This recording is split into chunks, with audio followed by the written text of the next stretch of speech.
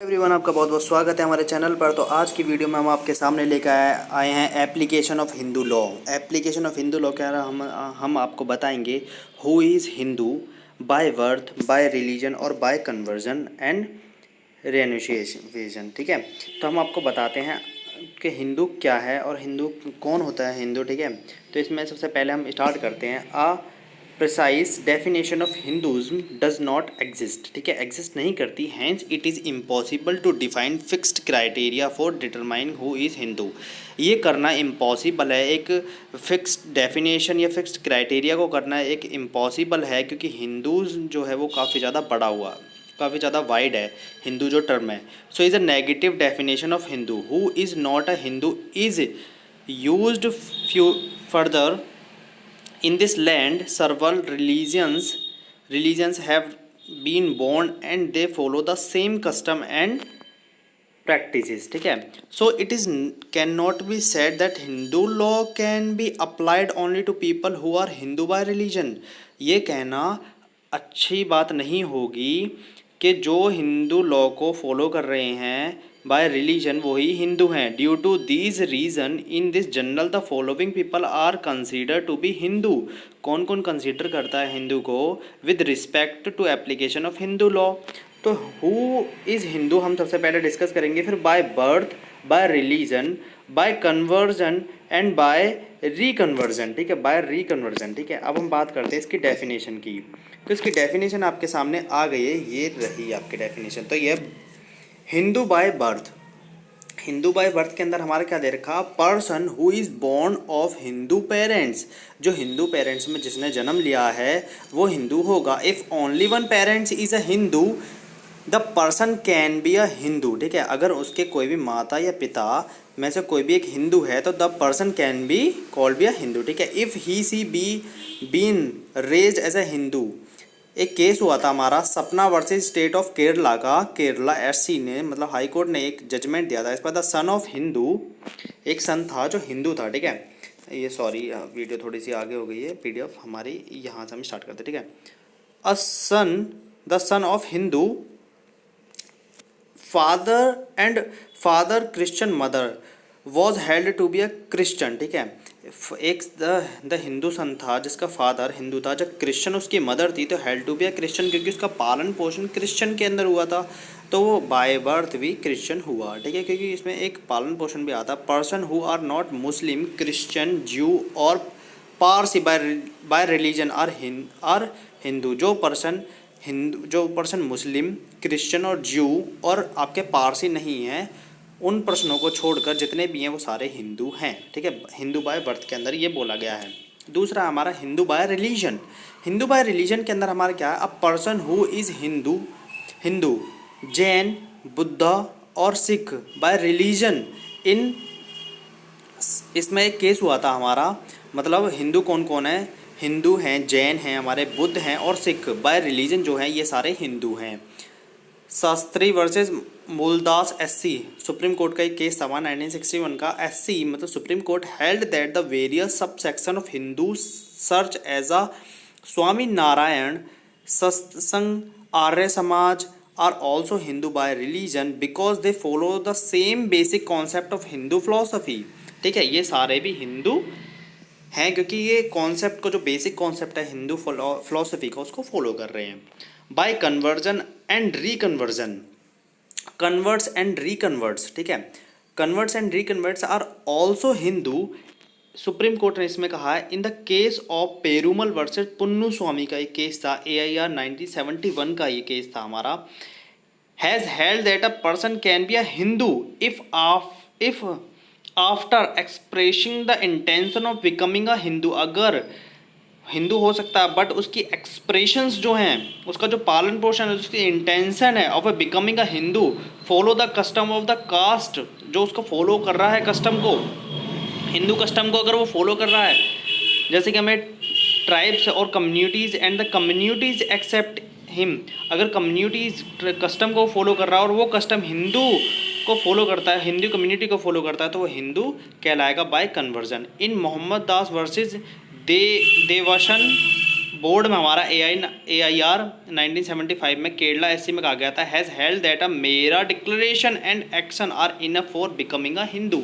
मेरा डिक्लेरेशन और मेरे एक्शंस जो हैं, जो मेरी क्रियाकलाप है, enough the becoming a Hindu. ठीक है, तो ये आज हमने डेफिनेशन जान ली हिंदू बाय बर्थ की, हिंदू बाय रिलीजन की और हिंदू बाय कन्वर्जन एंड रिकन्वर्जन की। तो अब हम बात करें origin of Hindu law. Hindu law का ओरिजिन कहाँ से हुआ, क्योंकि हिंदू तो चलो ठीक है बन गए, पर इसका ओरिजिन कहाँ से हुआ? तो it is believe that Hindu law is a divine law. Divine law है हिंदू लॉ, ये कहा जाता है, ऐसा माना जाता है। It was revealed to the people by God through. ये जो हिंदू लॉ का जो डिवाइन लॉ था, ये रिविलेट किया गया था पीपल को थ्रू द गॉड के। वेद्स किसके अंदर? वेद्स के वेरियस संघ से एंड एस्थेटिक्स से have एलिब्रेट and refined the abstract concept of life explained in the Vedas। ठीक है, वेदास के अंदर हमारा दिया गया था source of Hindu law can be divide into two parts, Asian and modern. जो सोर्स ऑफ हिंदू लॉ है उनको हम डिवाइड कर सकते हैं दो पार्ट्स के अंदर। किस किस पार्ट्स में? एक तो एशियन पार्ट है हमारा और एक है मॉडर्न। तो हम बात करते हैं source of Hindu law. Source of Hindu law में हमें एक डायग्राम आपको दिख रहा होगा, यहाँ पे एक ग्राफ, एक डायग्राम है जो हमने बनाया है, ये है सोर्स ऑफ हिंदू लॉ। तो इसमें पहला है इधर की साइड एशियन सोर्स और दूसरा है मॉडर्न सोर्स। तो एशियन सोर्स की अगर हम बात करें तो इसमें आपकी श्रुति है, कस्टम है, आपका स्मृति है और आपकी कमेंट्रीज और डाइजेस्ट है। ठीक है, कमेंट्री एंड डाइजेस्ट है। और दूसरी तरफ मॉडर्न सोर्स की अगर हम बात करें तो मॉडर्न सोर्स में आपके प्रेसिडेंट है, लेजिस्लेशन है, इक्विटी, जस्टिस एंड गॉड कंसाइंसेज है। ठीक है, जैसे कि आप देख सकते हैं, तो एशियन सोर्स जो है हमारा, इसके अंदर एशियन सोर्स के अंदर श्रुति है, कस्टम है और स्मृति और कमेंट्रीज एंड डाइजेस्ट है। दूसरा जो हमारा मॉडर्न सोर्स है उसमें प्रेसिडेंट है हमारा और आपका लेजिस्लेशन है और आपका equity, justice and God conscience है। ठीक है, प्रेसिडेंट उन कानून को कहते हैं जो हमारे कोर्ट के थ्रू बनाए जाते हैं और फिर उनको लागू कर दिया जाता है। जैसे कि हमारा गोकुलनाथ जो हमारा केस था केरला का, उसके अंदर पंजाब का केस था वो, उसके अंदर गोकुलनाथ केस के अंदर जो हेल्ड हुआ था उसको प्रेसिडेंट कहते हैं। मतलब केस के अंदर कोई भी, इसको हम बाद में डिस्कस करेंगे क्योंकि यहाँ पर थोड़ा सा कहानी ज़्यादा लंबी हो जाएगी फिर, तो हम नीचे बात करते हैं अब एशियन सोर्स की। तो एशियन सोर्स के अंदर क्या था? Before the codification of the Hindu law, before यानी कि मतलब बिफोर द, पहले कॉडिफिकेशन होने से पहले Hindu law, the Asian literature was the only source of the Hindu law. बस एशियन लिटरेचर जो था वही एक सोर्स था हिंदू लॉ को जानने का। These source can be divide into 4 categories. तो 4 कैटेगरीज में जैसे कि हमने यहाँ पे डिवाइड करा था 4 कैटेगरी, जैसे हमारी स्मृति है, कस्टम है, श्रुति है और आपकी कमेंट्री एंड डाइजेस्ट है। तो हमने इसको डिवाइड करा स्मृति के अंदर सॉरी दोस्तों, तो हमारी स्मृति जो है वो हमारी आ गई है। तो श्रुति, तो श्रुति की हम बात करें, श्रुति मीन्स क्या होता है? What is head? हेड क्या होता है? It is a believe that the rishi and muni, ऐसा माना जाता है rishi and muni had reach the high of the spirituality where there were revealed the knowledge of Vedas. जहाँ पर ऋषि मुनियों ने एक वेद जो उन्होंने लिखा, जो ना ऋषि मुनियों को ज्ञान प्राप्त हुआ, उसके द्वारा उन्होंने वेद की रचना की। This श्रुतिज include the 4 Vedas. कौन कौन सा? ऋग्वेद, यजुर्वेद, सामवेद और आपका अर्थवेद, अलॉन्ग विद देयर ब्रह्मांड्स। ठीक है, तो ये आपने डायग्राम भी देख लिया होगा। वेद है, ऋग्वेद है, अर्थवेद है, यजुर्वेद और आपका सामवेद। तो हम बात कर रहे हैं the Brahmins are like the dependency to the Vedas. ठीक है, वही एक पढ़ने में, इनको समझने में अपनी एक महारत हासिल थी उनकी। Vedas primarily content theories about sacrifices, rituals and custom को सेक्रीफाइस करते थे। प्राइमरली कंटेंट जो उनका थ्योरीज थी उसके अंदर आपकी सेक्रीफाइसेस के बारे में बताया गया था, रिचुअल्स के बारे में और कस्टम के बारे में बताया गया था। Some people believe that Veda content no specific law. कुछ लोगों का मानना है कि वेद कंटेंट जो है उसका नो स्पेसिफिक लॉ नहीं है, कंटेंट जो है। While some believe that the law have to be inferred from the complete next to the Vedas, ठीक है। Vedas do refer to certain rights and duties. Vedas जो हैं वो रेफर करते हैं कुछ राइट्स को, हमारे कुछ अधिकारों को और कुछ हमारे कर्तव्यों को, ड्यूटीज़ को। From of marriage requirement of a son, exclusion of women from inheritance and partition, but these are not very clear but laws, clear cut laws, ठीक है, clear cut laws हैं। during the Vedic period the society was divided into ones and life was divided into ashrams, ठीक है, ashrams के अंदर the concept of karma come into existence during this time. जो कर्मा है हमारा, क्योंकि हमारे वैदिक पीरियड चल गया था और यहाँ पर कर्मा जो हमारा वेद के उस पर डिवाइड किया गया था कर्मा के ऊपर। During existence the time the person will get reward as per his karma. Person को रिवॉर्ड दिया जाता था उसके कर्म के हिसाब से, जिस तरीके का वो काम करता था उस तरीके की उसको वैदिक पीरियड के अंदर अहमियत दी जाती थी। He can attend civilization thought knowledge during his period the word system become quite strong। word system जो था वहाँ हमारा quite मतलब काफ़ी ज़्यादा quite strong बन चुका था इस टाइम तक। since Veds had a divine origin the society was governed as per the theories। जो हमारे वेद के अंदर थ्योरी दी गई थी सेक्रीफाइसेस की, रिचुअल और कस्टम्स की, उसको knowledge during the period the one, जैसे कि हमने यहाँ पर देखा था, society was govern as per the theories given in Vedas and they are consider to be fundamental source of Hindu law. ये हमारे फंडामेंटल मतलब मौलिक सोर्स बन गए हमारे हिंदू लॉ को ओरिजिनेट करने के।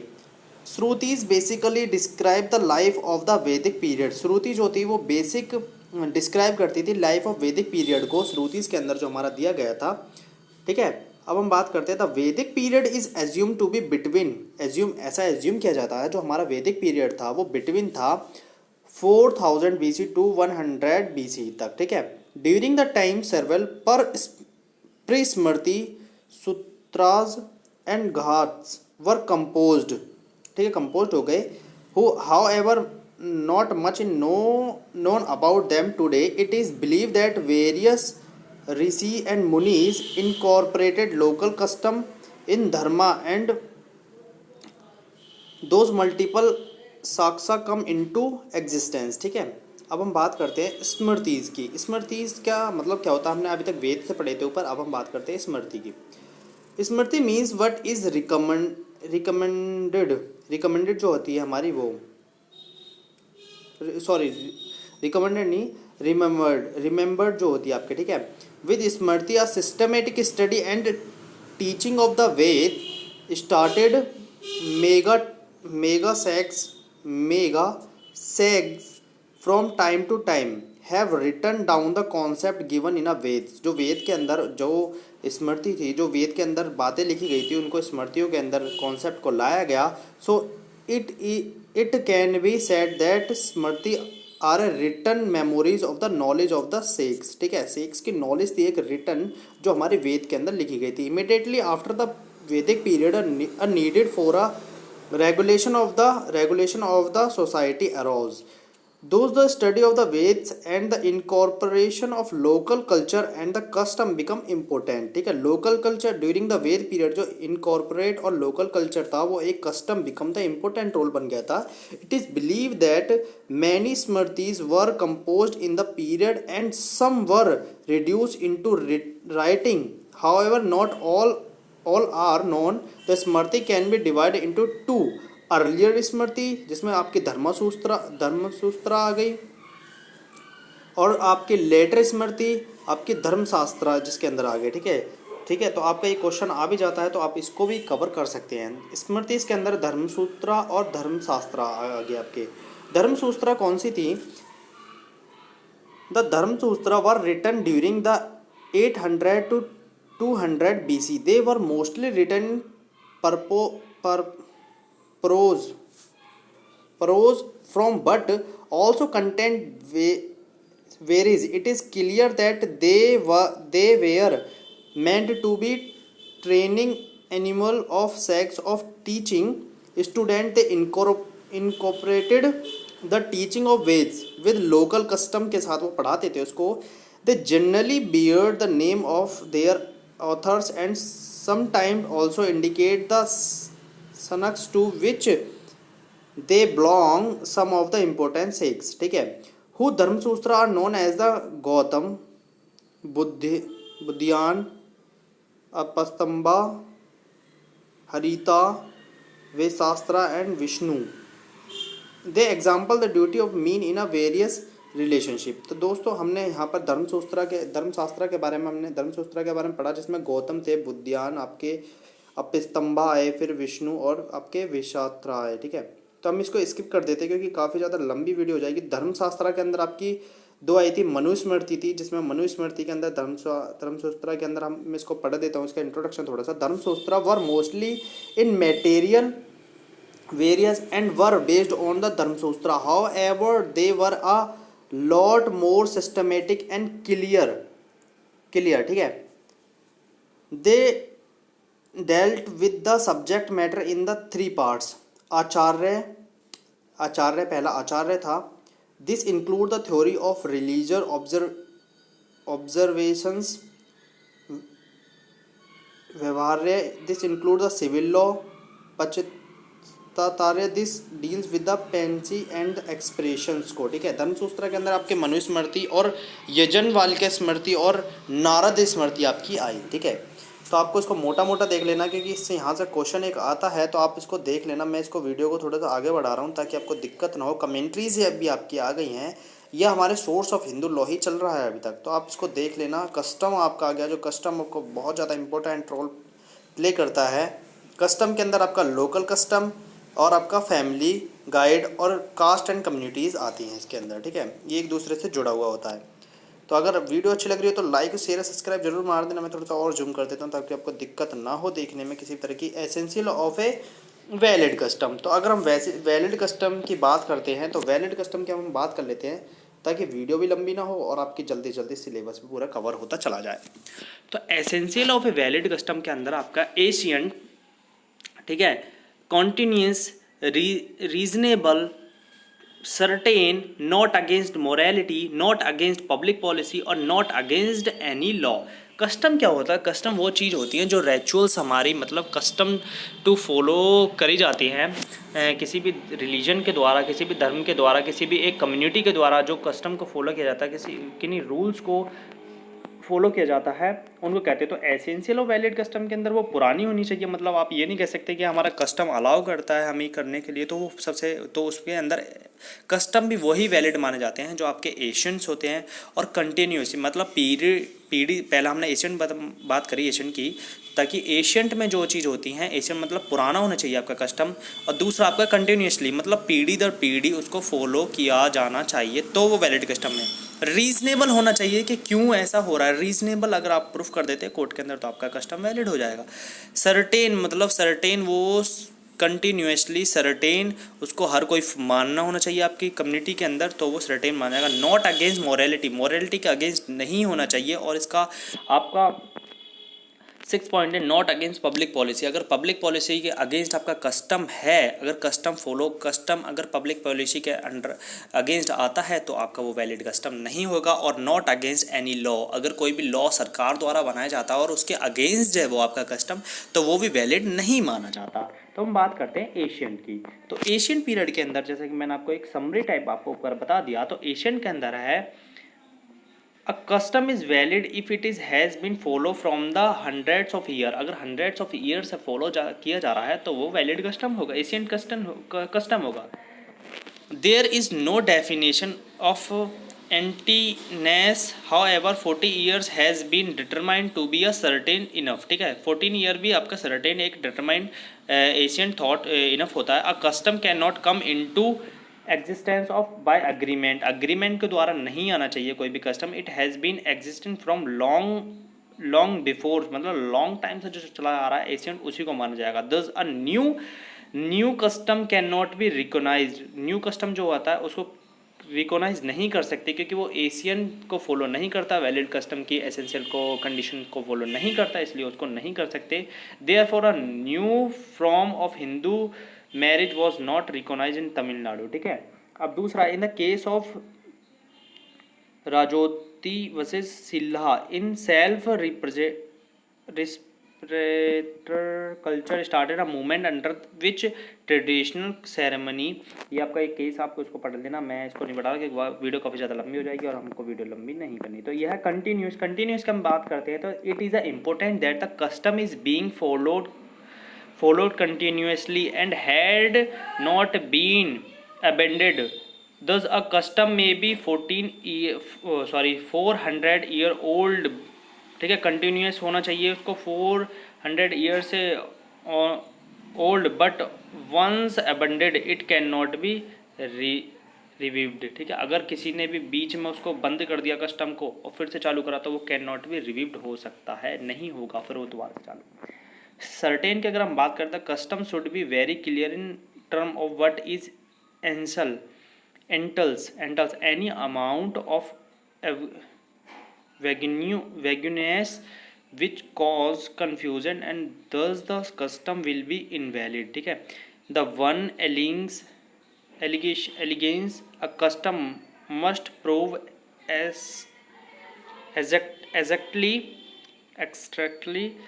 what it is, ठीक है। रीजनेबल अगर हमने बात कर ली और हमने नॉट अगेंस्ट मॉरलिटी की बात कर ली, अगर हम रीजनेबल की बात करें तो there must be no reasonableness and fairness in the custom. Reasonableness नहीं, रीजनेबलनेस होनी चाहिए, मस्ट है, और फेयरनेस भी होनी चाहिए। दस what is reasonable depend on the current time and social value, वो डिपेंड किस पे करेगा, करंट टाइम पर और आपकी सोशल वैल्यू पे। Not against morality, not against morality के अंदर होना चाहिए। It should not be moral wrong और repugnant. From example, a custom to marry one's granddaughter has been held invalid in the case of Chittai versus Chittai 1894. A custom has permits divorce by mutual consent and by the payment of expenses of marriage by one party to another was held to be not immoral. In case of Gopi Krishnan versus MST Gago 1936, a custom that dissolve the marriage and permits a wife to remarry upon the abandonment and desertion of husband was held to be not immoral, ठीक है। और आपका 6 point है आपका not against public policy के against नहीं होना चाहिए। If a custom is against the general goods of the society, ठीक है, if the custom against the general goods of the society it is held invalid हो जाएगा वो। For example, adoption of girl child by natural girls has been held invalid in the case of Mathura versus Isa. A custom among the dancing women per competing them to adopt one or more girls was held to be void because it was against public policy, ठीक है। Question 7 आपके point आपके 7 आ गया है, ये not against any law. If a custom is against any statutory law it is invalid. कैसे हो जाएगा invalid? Codification of Hindu law has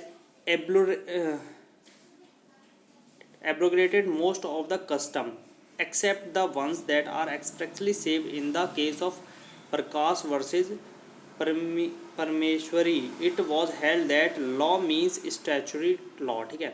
uses and customs की अगर हम बात करें तो यूजेस और कस्टम्स जैसे मॉडर्न सोर्स है हमारे, तो यूजेस एंड कस्टम के हमारे the term custom and uses is commonly used in commercial law, ठीक है, but custom and uses can be distinguished. A uses is a repetition of act whereas custom is the law of general rule that arise from such repetition, ठीक है। a uses may exist without a custom, ठीक है। Use and custom आप पढ़ लेना, मैं इसको थोड़ा सा पॉज कर रहा हूँ वीडियो को ताकि वीडियो ज़्यादा लंबी ना हो जाए, धीरे धीरे मैं आपको करा रहा हूँ। इक्विटी, जस्टिस एंड गुड कंसाइंसेंस ये पढ़ लेना आप, ठीक है। प्रेजेंटेट पढ़ लेना, प्रेजेंटेट मैं आपको बता देता हूँ यहाँ से थोड़ा सा ताकि आपको दिक्कत ना हो। The doctrine of stare decisis started in Indian from the British rule. All cases are not recorded and new cases are decided based on existence case law. Today the judgment of SC is binding on all courts across India, and the judgment of SC is binding on all courts in that state. ठीक है, legislation आप जानते हैं जो कानून हमारी बनाती है, फिर भी मैं आपको इसको एक कन्फर्म कर देता हूँ. In modern society this is only way to bring in new law. The parliament is accordance with the needs society constitutes new laws. For example, a new way of performing Hindu marriage in Tamil Nadu. अगर आप performing करते हैं किसी भी Hindu marriage in Tamil Nadu के अंदर, that got rid of rituals, got rid करता है वो रिचुअल्स को, persist were rejected by the SC. Supreme court ने उसको रिजेक्टेड कर दिया on the base that the new custom can not be invented. जैसे हमने कस्टम के अंदर पढ़ा, SC ने उसको रिजेक्ट करा क्योंकि न्यू कस्टम जो कैन नॉट बी एग्जिस्ट, क्योंकि हिंदू मैरिज एक्ट हमारा आ चुका है. तो Tamil Nadu later passed an act that recognise this marriage. Almost of the Hindu law have now been codify and mention in the beginning. ठीक है, बिगनिंग में ही मैंशन कर दिया गया था. तो ये क्रिटिकली कमेंट्स हैं, ये आपको पढ़ लेना आप. ठीक है, तो स्कूल्स ऑफ हिंदू लॉ की अगर हम बात करें तो इसमें मिताक्षरा और दयाभागा और मिताक्षरा स्कूल जो हैं आपके आ चुके हैं. तो इसको हम स्टार्ट करते हैं. तो स्कूल ऑफ हिंदू लॉ के अंदर अगर हम बात करें तो school means rules and principle of Hindu law which are divided into options. It is not codified. ठीक है, कॉडिफाई नहीं है ये. There are two school of Hindu law. कौन से? Mitakshara and Dayabhaga. Mitakshara school prevails थॉट आउट India except in Bengal. Mitakshara school पूरे भारत में थॉट आउट है, फैला हुआ है, एक्सेप्ट बंगाल को छोड़कर. It is running commentary. ये एक रनिंग कमेंट्री है on the code of the Yajnavalkya. Mitakshara is an orthodox school whereas the Dayabhaga is a reformistic school है वो. The Mitakshara and Dayabhaga school difference on the important issue as regard the rule of inheritance के ऊपर इनमें एक difference है. However the branch of the law is non codified by Hindu succession act. जो हमारा दयाभागा है वो एक ब्रांच बना के, मतलब हिंदू लॉ सक्सेशन एक्ट 1956 के अंदर उसके अंदर दिया गया है, which has dissolve the difference between the two. Today the main difference between them is on joint family system. जो आज के टुडे में जो उनका डिफरेंस है मेन है वो है जॉइंट फैमिली सिस्टम के अंदर. ठीक है, अगर हम मिताक्षरा स्कूल की बात करें और दयाभागा की स्कूल की बात करें तो ये हमारा एक मोस्ट इम्पोर्टेंट क्वेश्चन इससे बनकर आता है हमारा. तो ये है rights in the joint family property. ठीक है, जो जॉइंट फैमिली प्रॉपर्टी में हमारे राइट्स होते हैं, मिताक्षरा स्कूल क्या कहता है उनके बारे में और दयाभागा स्कूल हमारा क्या कहता है जॉइंट फैमिली के राइट्स के अंदर, प्रॉपर्टी राइट्स के अंदर. ठीक है, rights in the joint family property is acquired by birth. जैसे ही आपका बर्थ होता है मिताक्षरा स्कूल के अकॉर्डिंग, अगर आपका कोई बर्थ होता है और आपकी जॉइंट फैमिली में आपकी हिस्सेदारी तुरंत ही बन जाती है जिस दिन आपके बर्थ होता है. ठीक है, as a rule of females have no right of succession to the family property. Mitakshara school कहता है अगर कोई लड़के का जन्म होता है तो जॉइंट फैमिली में उसका राइट बन जाता है, बट अगर बात करें फीमेल की तो फीमेल का राइट नहीं होता. The right to property passed by survivorship to the other female member of the family. ठीक है, दयाभागा हमारा मिताक्षरा स्कूल ये बोलता है. दयाभागा क्या कहता है? Rights in the joint family property are acquired by inheritance और बाय विल.